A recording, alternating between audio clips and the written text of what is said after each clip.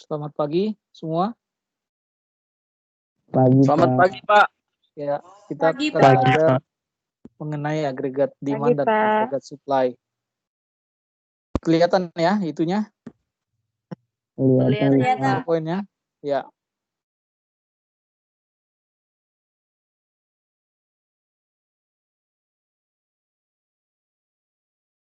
Oke. Jadi mengapa kita belajar agregat supply dan agregat demand pagi ini? Karena kedua agregat inilah yang menjadi basis, yang menjadi dasar untuk menganalisa ekonomi makro, ya. Jadi topik ini penting sekali ya. Nah, mudah-mudahan bisa dimengerti walaupun agak abstraksi ya, karena ada dua pemikiran, dua mazhab yang berbeda yang berbicara mengenai ini, yaitu mazhab klasik dan mazhab Keynes atau modern ya. Oke, jadi seperti kita ketahui kemarin bahwa agen-agen ekonomi atau pelaku-pelaku ekonomi atau semua yang terlibat dalam ekonomi adalah ada 3 bagian besar. Ekonom membagi 3 bagian besar, yaitu individu atau household atau rumah tangga, firm atau perusahaan atau organisasi, negara, pemerintah atau government ya. Jadi individu bertujuan memaksimalkan utility atau kepuasan. Kendalanya adalah besaran income yang mereka punya. Sedangkan perusahaan bertujuan memaksimalkan profit. Kendalanya adalah biaya yang harus mereka keluarkan. Halo, ya. Pak, maaf motong Pak, soalnya ada yang di kelas kita, dia baru masuk soalnya baru RO Pak, belum diundang ke kelas besar Pak. Itu dia ngomong di grup sih Pak. Oh belum iya, diundang. oke. Iya, Maaf, ya nanti di pertengahan nanti saya undang ya. Nanti kita selesaikan dulu satu babak dulu ya. Ya Pak, makasih Pak. Ya. Di grup udah ada ya? Di grup udah ditulis di WA grup. Udah. Siapa Pak. namanya? Siapa namanya? Nando Pak. Oke. Ya. Ya, jadi saya ulang ya. Jadi bahwa ada tiga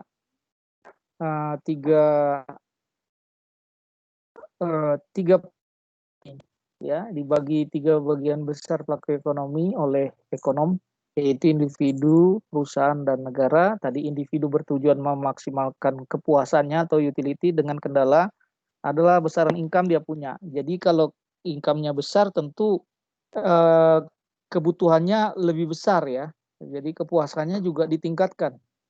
Jadi kalau income-nya rendah, dia akan melakukan pilihan-pilihan yang sesuai dengan income-nya. Demikian juga perusahaan, tujuannya adalah memaksimalkan profit. Kendala dari perusahaan tersebut adalah dia harus mengeluarkan biaya ya. Semakin besar keinginan yang dicapai untuk memaksimalkan profitnya, semakin besar pula biaya yang harus dikeluarkan ya. Yang ketiga adalah negara atau pemerintah atau government. Inilah yang akan menjadi landasan kita dalam ekonomi makro, yaitu bahwa pelakunya adalah government yang bertujuan untuk memaksimalkan kesejahteraan rakyat atau masyarakat. Kalau di dalam bahasa Inggris, memaksimalkan welfare ya, yaitu semua utility warganya ya ditingkatkan. Jadi agregat, bukan lagi individu ya. Kendala untuk mencapai welfare ini adalah jumlah pendapatan negara ya. Nah, jadi jika tinggi pendapatan negara, maka anggaran yang bisa dibuat lebih tinggi. Ya. Oke, demikian ya. Jadi ada individu, perusahaan, ada negara. Kita berpijak pada negara. Ya. Jadi analisa ekonomi makro semua nantinya adalah bagaimana cara pemerintah menangani atau meningkatkan atau memaksimalkan kesejahteraan warganya ya. Nah, kita lihat di sini ya, negara atau pemerintah atau government disebut juga ya. G dalam bahasa dalam lambang ekonominya G ya. Kalau kita baca buku-buku, kalau G itu berarti government. Nah, sebetulnya G itu adalah government expenditure, yaitu pengeluaran pemerintah. Jadi alat pemerintah untuk menangani ekonomi di negaranya menggunakan pengeluarannya ya, yaitu government expenditure. Jadi bagaimana dia meningkatkan, menaikkan atau menurunkan pengeluaran dari pemerintah atau government expenditure. Seperti contoh misalnya government expenditure untuk pendidikan kita tahu sebesar 20% ya, sudah mandatori di undang-undang. Nah, itu 20% itu termasuk dalam government expenditure. Misalnya juga dalam bidang pendidikan, dia mengeluarkan yang namanya anggaran untuk biaya kuota. Nah, itu disebut juga government expenditure ya. Jadi tujuan atau object function dari government adalah memaksimalkan kesejahteraan atau welfare ya. Kendala atau constraint adalah anggaran dan pendapatan negara tersebut. Karena itu dia perlu meminimalkan anggaran. Jadi kalau di ekonominya di rumus matematiknya adalah maximize welfare and minimize budget ya. Memaksimalkan kesejahteraan dengan anggaran yang serendah-rendahnya. Nah, pendekatan untuk pelaku pemerintah itu menggunakan teori ekonomi makro. Muncul di sini dua pendekatan, yaitu mazhab klasik atau produksi dan mazhab modern atau konsumsi.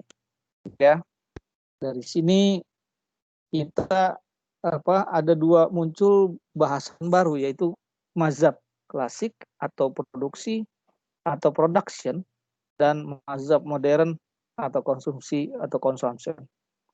Jadi di sini kelihatan bahwa mazhab klasik tentu dia akan melihat production atau dari sisi produksi atau dari sisi penawaran agregat supply. Sedangkan mazhab modern akan melihat dari sisi konsumsi atau consumption ya, atau dari sisi agregat demand. Itu ya. Dari sini ini tulisan ini, PowerPoint ini penting sekali ya. Jadi Anda harus mengerti bahwa teori ekonomi makro muncul karena adanya pelaku ekonomi pemerintah yang harus memaksimalkan kesejahteraan rakyatnya dengan meminimalkan anggarannya. Jadi maksudnya kalau bisa meminimize budget karena anggaran dan pendapatan negara itu sangat terbatas ya. Nah, muncul dua mazhab. Pertama production, yang kedua consumption. Production itu pendekatan yang dilakukan oleh mazhab klasik. Consumption, pendekatan yang dilakukan oleh mazhab modern. Bapak ekonomi klasik kita kenal yang namanya Adam Smith. Bapak ekonomi modern kita kenal yang namanya Keynes, John Maynard Keynes ya. Jangan tertukar, jangan kebalik-balik ya. Jadi mazhab klasik itu dilihat dari sisi production atau dari sisi agregat supply. Sedangkan mazhab modern dilihat dari sisi consumption atau dari sisi agregat demand ya.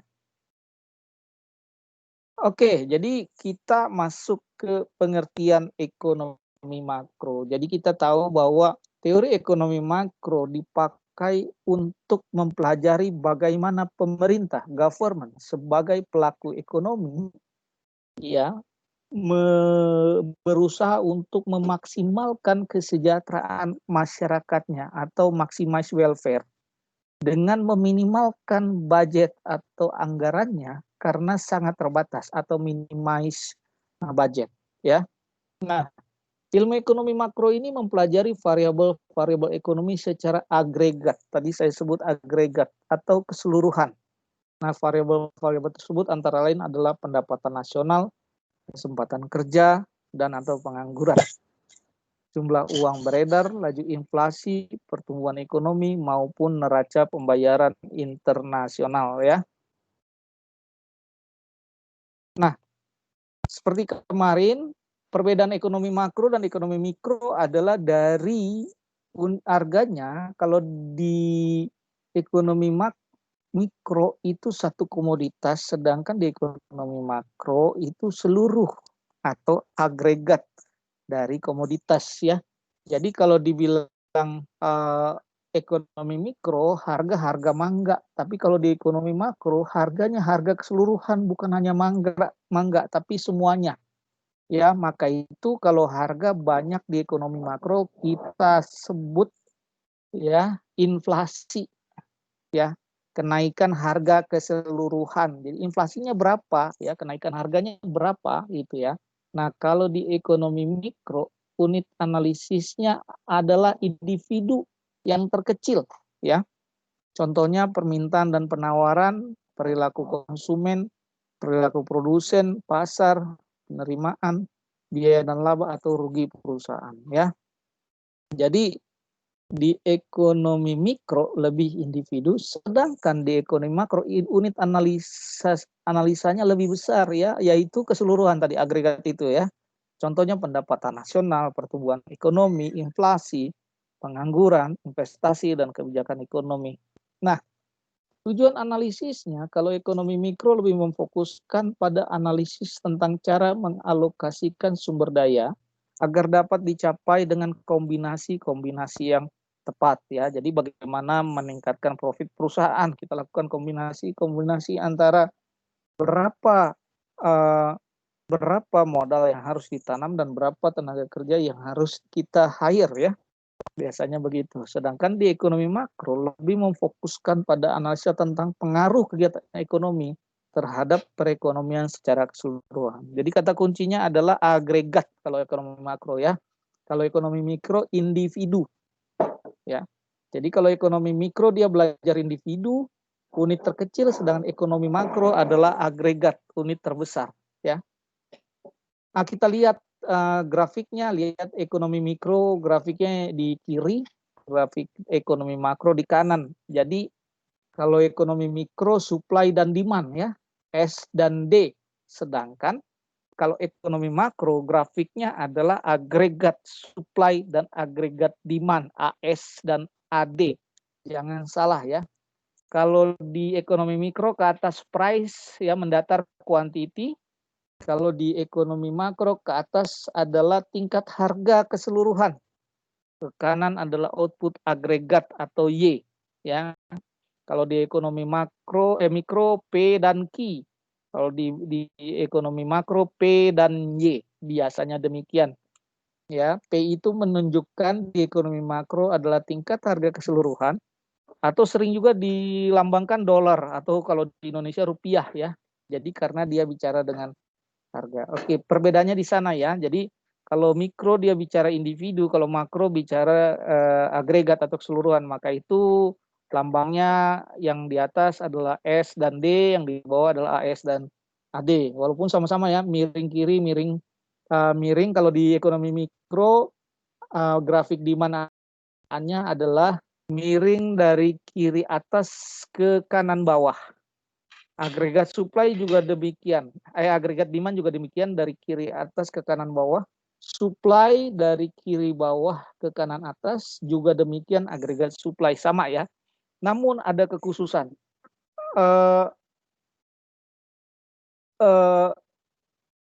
Grafik ekonomi mikro dan grafik ekonomi makro itu grafik yang berbeda ya.